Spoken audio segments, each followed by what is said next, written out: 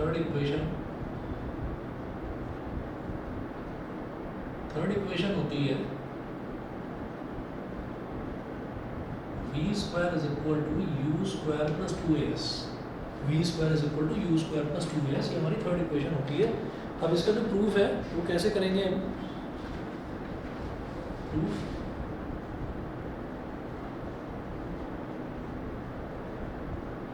we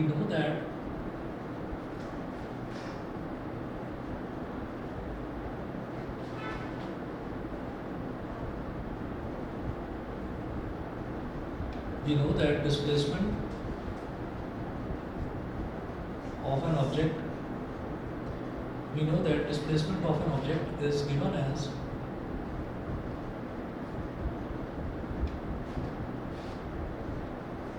s is equal to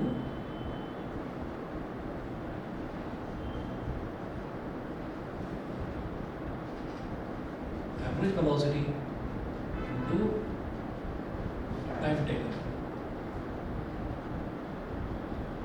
average velocity into time taken.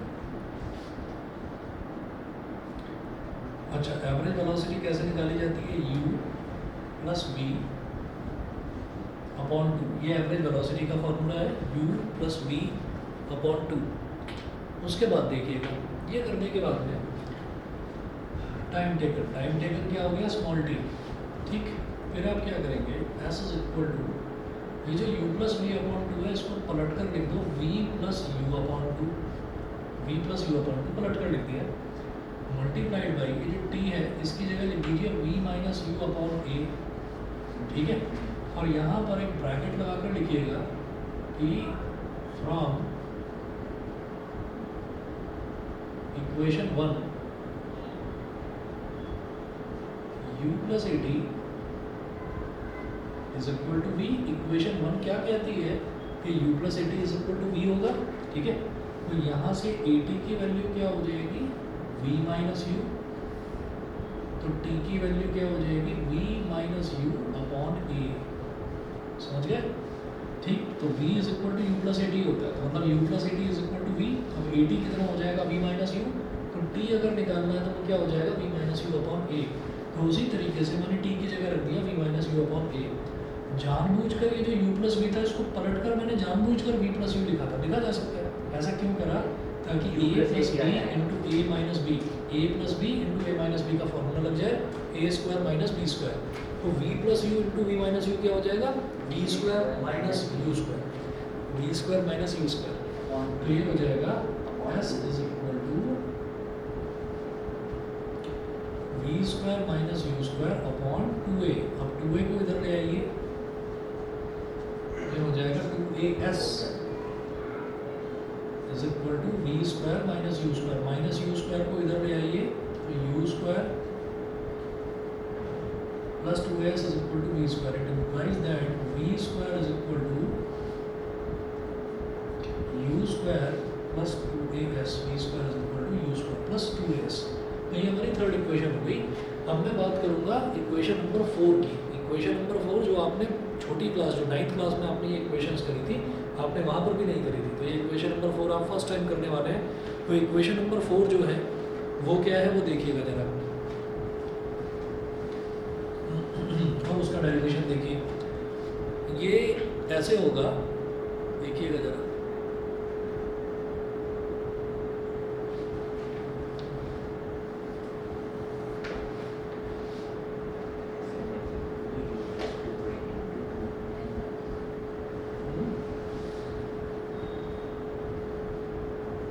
Fourth equation.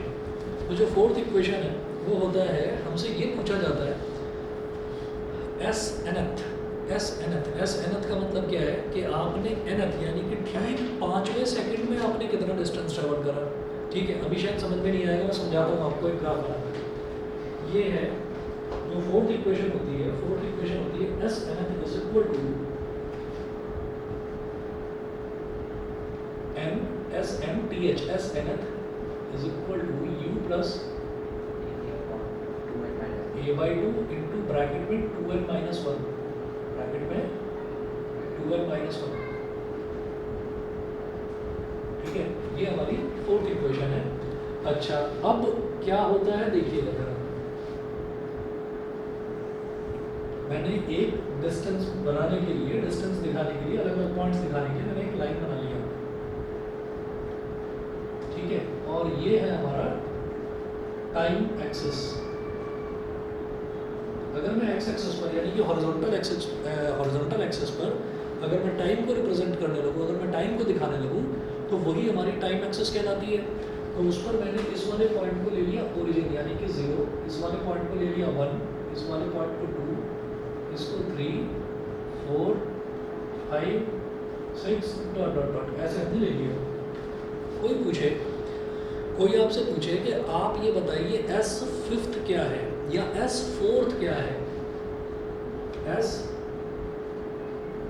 Fourth क्या है,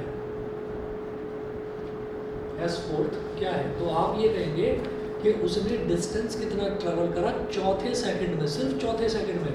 तो चौथा second कब शुरू हो जाता है? फॉर एग्जांपल 3 के जस्ट बाद चौथा सेकंड शुरू हो जाता है। फॉर एग्जांपल आपसे कोई पूछे कि आपने सन 2023 में क्या करा, तो सन 2023 कब शुरू हो जाएगा? 2022 खत्म होते ही 2023 शुरू हो जाएगा। तो वही चीज़ है कि उस पूरे साल में आपने क्या करा।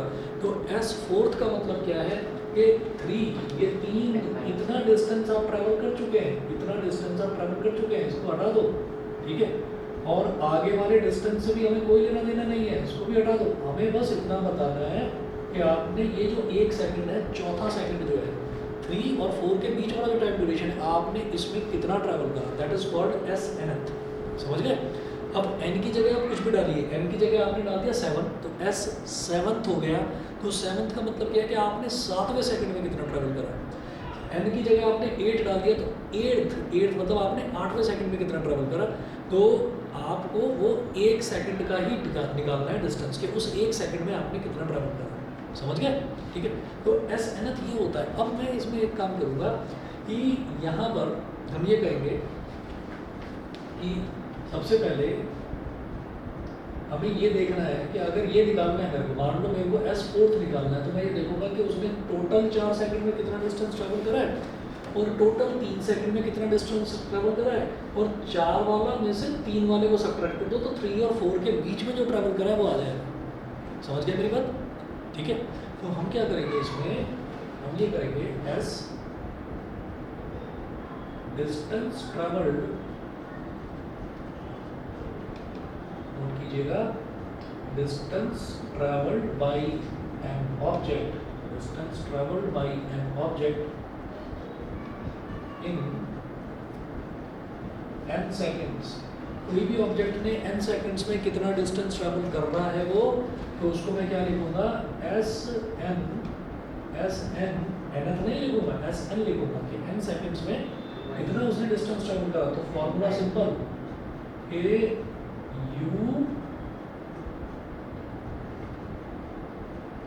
UT plus half AT square, bracket लगाओ और यहाँ पर ब्रैकेट के बाहर लिखिए where t is equal to n, where t is equal to n।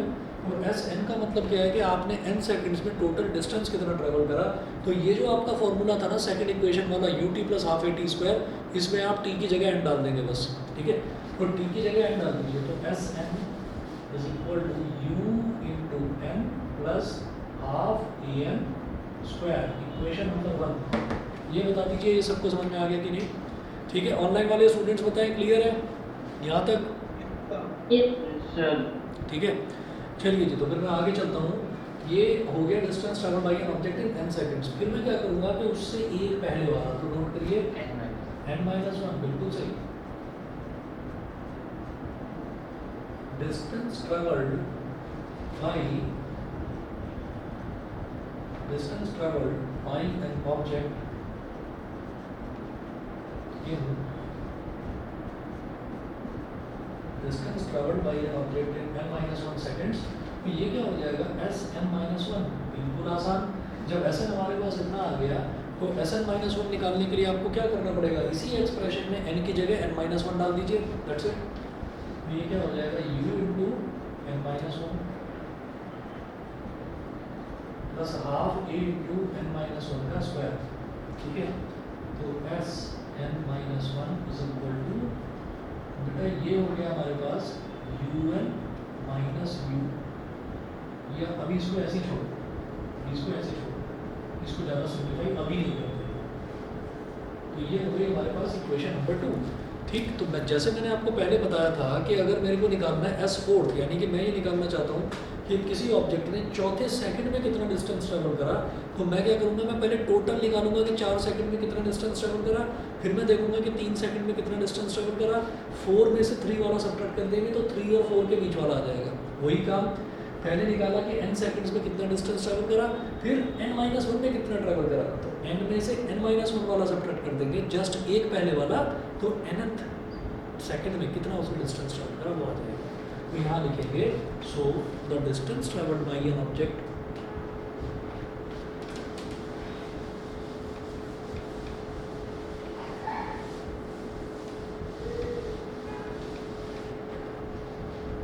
यहाँ लिखेंगे so the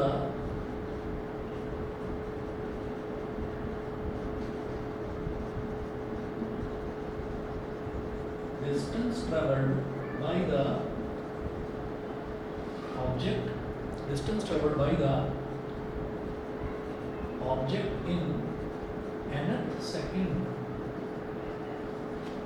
distance traveled by the object in nth second is equal to s nth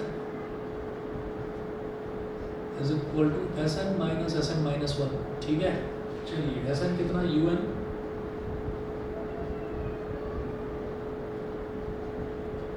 plus half n square minus s n minus one कितना, u into n minus one plus half into a into n minus one का square, ये हो गया। हाँ जी, expand कीजिए इसको, u n plus half a n square, पहले इस ब्रैकेट को एक्सपेंड कीजिए, u into n minus one कितना हो जाएगा, u n minus u plus half a n minus one का whole square n square plus one square minus two into one, यानी कि n square plus one square minus 2n हो गया। ठीक है, और करते हैं आगे expand, u n plus half a n square minus bracket में u n minus u plus half a n square plus half a into one का स्क्वायर तो वन ही होता है, तो हाफ ए इंटू वन कितना हो गया, हाफ ए, फिर हाफ ए इंटू 2n, ये कितना हो जाएगा, 2 से 2 कट जाएगा, केवल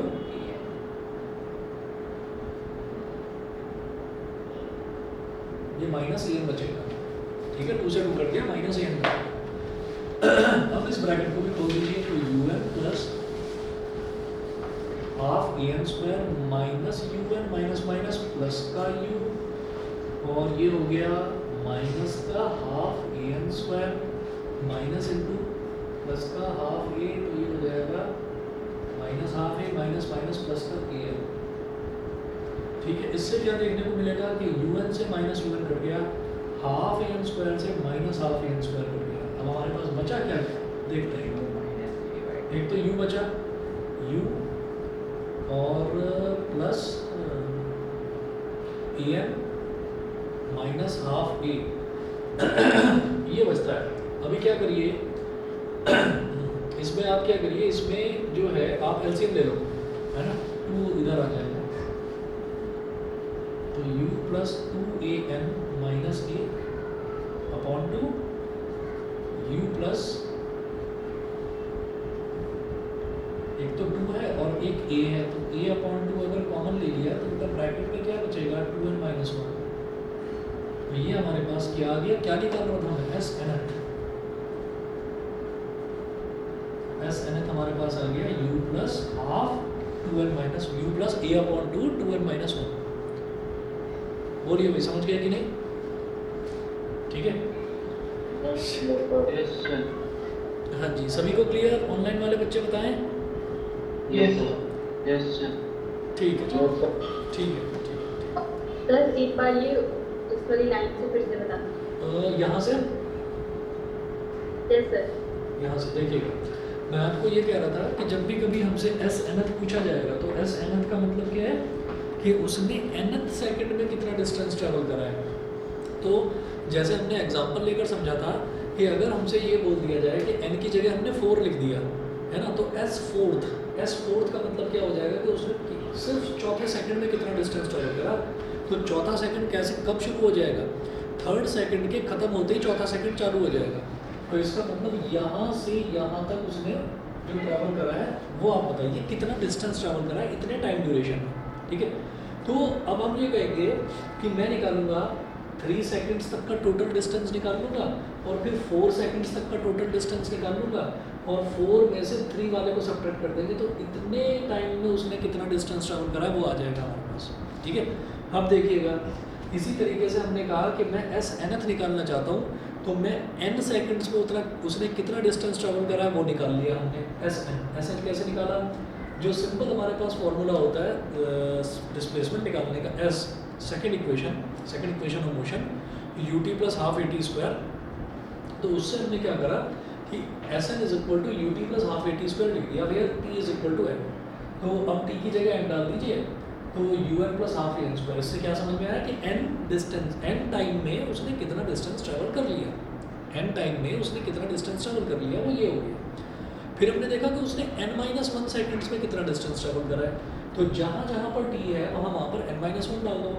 तो Sn-1 क्या हो गया, u इंटू टी की जगह n-1 plus half a T की जगह n-1 का स्क्वायर, ये हो गया इक्वेशन नंबर 1। इक्वेशन नंबर 2 अब मेरे को निकालना है कि डिस्टेंस उसने फिर nth सेकंड में कितना ट्रैवल करा है। तो Sn में से Sn-1 को सब्ट्रैक्ट कर दीजिए, जैसे टोटल 4 में से 3 को सब्ट्रैक्ट कर दिया था, ठीक है। तो ये Sn-1 करा। अब Sn की वैल्यू एज इट इज़ यहाँ पर रख दी मैंने, माइनस Sn-1 ये है, इसकी वैल्यू एज इट इज़ यहाँ पर रख दी। अब एक्सपेंड करना शुरू करेंगे, ये तो मैंने एज इट इज़ लिया u n plus half a n square as it is लिख दिया, minus u into n is u n, u into -1 is minus u, half a as it is रहा, n-1 का whole square expand कर दिया, a square plus b square minus 2ab, यानी कि -2 into N into 1 -2n हो गया। फिर और एक्सपेंड करो इसको, u n plus half a n square as it is minus as it is bracket में u n minus u, half a into n square half a n square, half a into 1 square half a, half a into -2n, 2 से 2 cut गया minus ए, ये हो गया। फिर क्या करेंगे, फिर पूरे को एक्सपेंड करिए, एक्सपेंशन में अब क्या होगा, ये माइनस है तो इसका मतलब अंदर वालों को सबके साइन बदल देगा ये, ठीक है। तो क्या हो जाएगा, u n plus half a n square minus u n minus minus plus का यू माइनस प्लस माइनस का half a n square minus plus minus का half a minus minus plus का a n, minus half a n square plus half a n square cancel out, minus u n plus u n cancel out, उसके बाद बचा क्या, केवल u plus a n minus half ए। फिर हमने LCM ले लिया, तो 2 इंटू ए एन यानी कि 2an माइनस ए अपॉन 2, ये एलसीएम हो गया। फिर इधर से ए ले लिया कॉमन और डिनोमिनेटर का 2 अलग निकाल लिया, तो ए अपॉन 2, तो ऊपर क्या बचेगा, मैंने ए निकाल लिया और 2 निकाल लिया, क्या बचा 2n आ गया। इधर से ए और 2 निकाल लिया, तो क्या बचा, केवल -1, ठीक है। तो a/2 2n माइनस 1, ये हो गया। क्लियर, बताइए भाई ऑनलाइन वाले क्लियर है? Yes sir. ठीक है, यस सर। यस चलिए सर। जी, ठीक है ठीक है ठीक है। इसके बाद जरा देखते हैं ग्राफिकल मेथड, ग्राफिकल मेथड भी आ रहा है, ठीक है। तो ग्राफिकल मेथड देखते हैं, ये बिठा दूँ सारा, यस सर। ठीक है।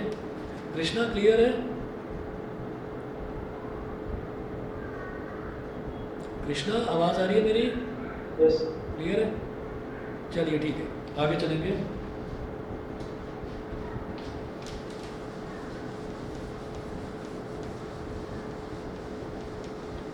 अच्छा, 3 बहुत बेसिक सी चीज़ें हैं वो हमको याद रखनी है, उससे आप ग्राफिकल मेथड से बड़े आराम से इक्वेशंस ऑफ मोशन को डिराइव कर सकते हो, ठीक है।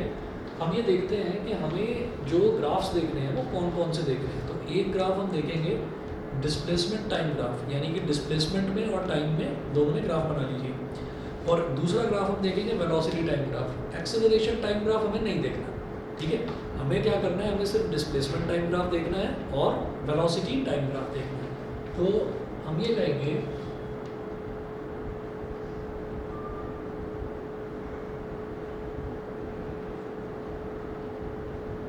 जैसे ये डिस्टेंस टाइम ग्राफ है, इसमें हम लिखेंगे E time is shown on x-axis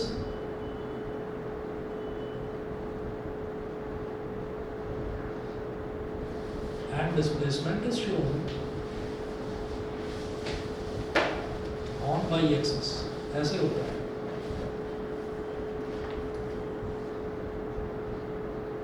आपने यहाँ पर टाइम दिखा दिया x-axis पर,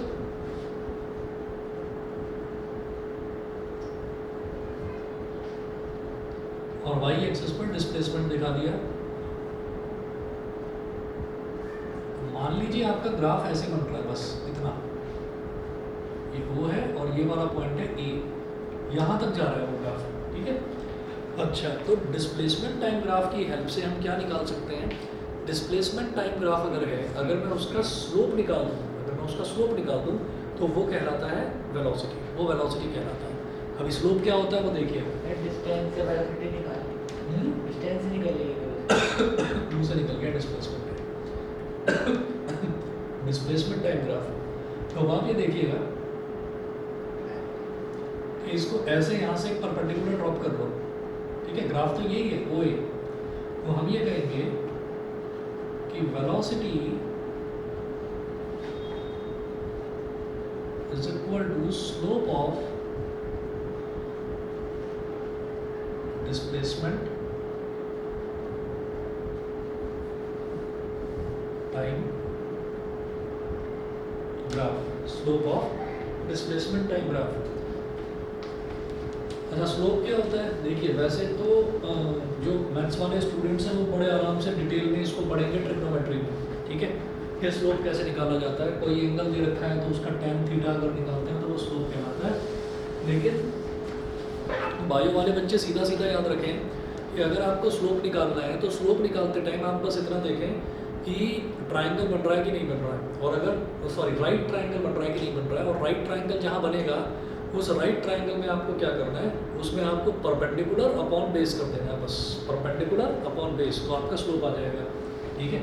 तो अगर आप ये देखें कि ये राइट ट्राइंगल बन गया, ये वाला पॉइंट AB है, ये AB है और ये OB है, तो this is perpendicular and this is base, ठीक है। तो परपेंडिकुलर अपॉन बेस, तो यहाँ पर क्या बोलेंगे, AB upon OB, AB upon OB। तो ये जो आपने वेलोसिटी के लिए लिखा है ना, यहाँ पर एक स्टार बना लेना, ठीक है, इंपॉर्टेंट पॉइंट है।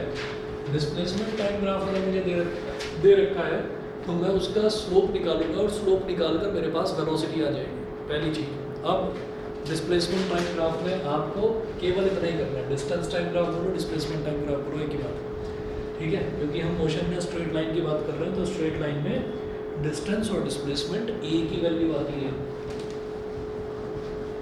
अब आगे चलते हैं, अब देखते हैं जरा velocity time graph.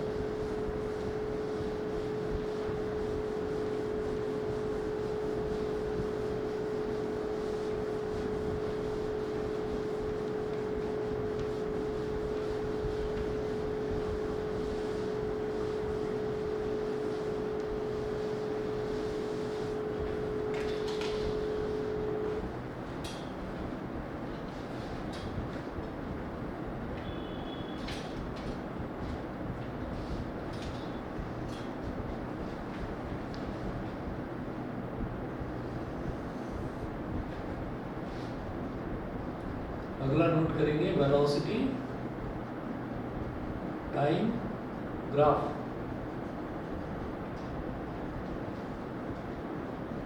Velocity time graph,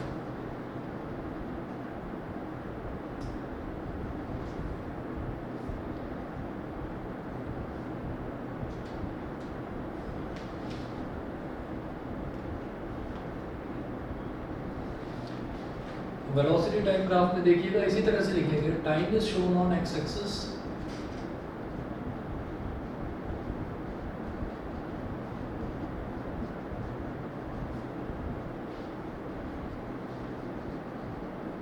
and velocity is shown on y axis, time को एक्स एक्सिस पर शो करिए, वेलोसिटी को वाई एक्सिस पर शो करिए।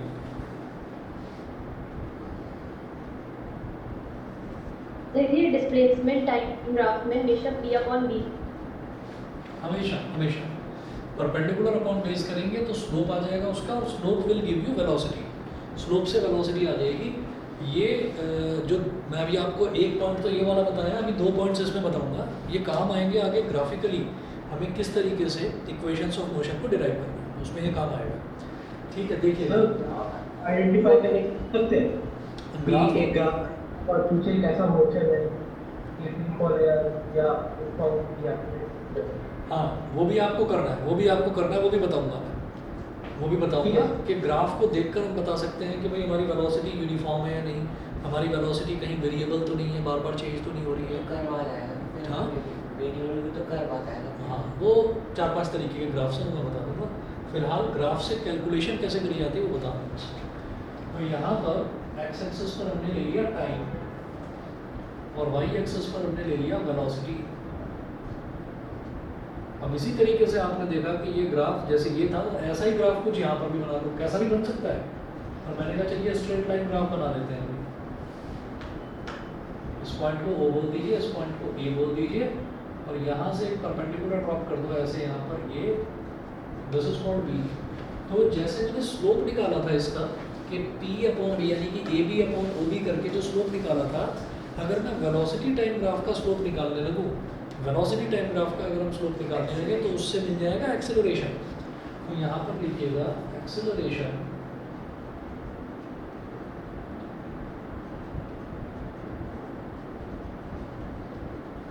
is equal to slope of velocity time graph, slope of velocity time graph, ये हो गया। ठीक है, एक इस पर स्टार बनाइएगा, तो स्लोप यहाँ पर भी कैसे निकलेगा, वही A B upon O B, ये परपेंडिकुलर हो गया, ये बेस हो गया, A B upon O B. ठीक है, उसके बाद नेक्स्ट आप देखें, वेलोसिटी टाइम ग्राफ की हेल्प से एक चीज़ मुझे और पता चल जाती है, वेलोसिटी टाइम ग्राफ की हेल्प से हम डिस्प्लेसमेंट भी निकाल सकते हैं। ठीक है, तो यहाँ लिखिएगा displacement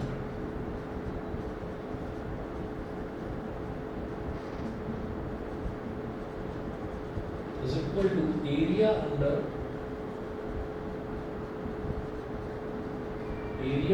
velocity time graph, area under velocity time graph is equal to area of triangle OBA, area of triangle OBA, ये क्या हो जाएगा, हाफ बेस इंटू हाइट यानी कि OB into AB, half OB into AB।